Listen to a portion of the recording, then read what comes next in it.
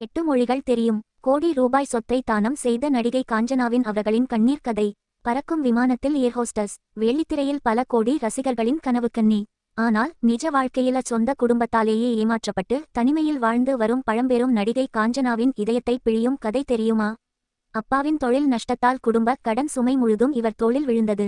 அதை அடைக்கத்தான் கல்லூரி படிக்கும்போதே இந்தியன் ஏர்லைன்ஸில் பணிபுரிந்து பின் சினிமாவுக்குள் வந்தார்.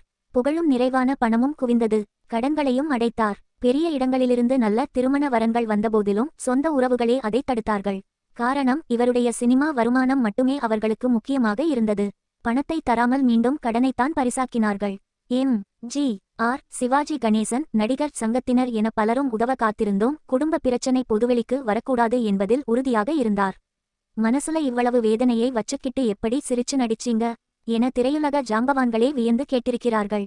ஒரு கட்டத்தில் வாழ்க்கையே வெறுத்துப்போய் வீட்டை விட்டு வெளியேறியவர் சட்ட போராட்டம் நடத்தி மீட்டு எடுத்த பல கோடி ரூபாய் சொத்துக்களை திருப்பதி கோயிலுக்கே தானமாக கொடுத்துவிட்டார். தமிழ், ஆங்கிலம், இந்தி, பிரெஞ்சு, ரஷ்யன் உட்பட 8 மொழிகள் கற்றறிந்த காஞ்சனா அம்மா இப்போது சென்னையில தன் தங்கையோட அமைதியான வாழ்க்கையை வாழ்ந்து வருகிறார். பல மொழி ஆன்மீக புத்தகங்கள் படிப்பது, இசை கற்றுக்கொள்வது, உடற்பயிற்சி செய்வது என்று இவருக்கான உலகத்தில் இப்போ நிறைவான நிம்மதியை கண்டடைந்துள்ளார். உரிய பருவத்தை தாண்டி கிடைக்கும் விஷயங்கள் பயனற்றது என்பதை உணர்ந்து தனிமையை தனது நிம்மதியாக மாற்றிக்கொண்ட இந்த இரும்பு பெண்ணை பற்றி நீங்க என்ன நினைக்கிறீங்க? கமெண்ட்ல சொல்லுங்க.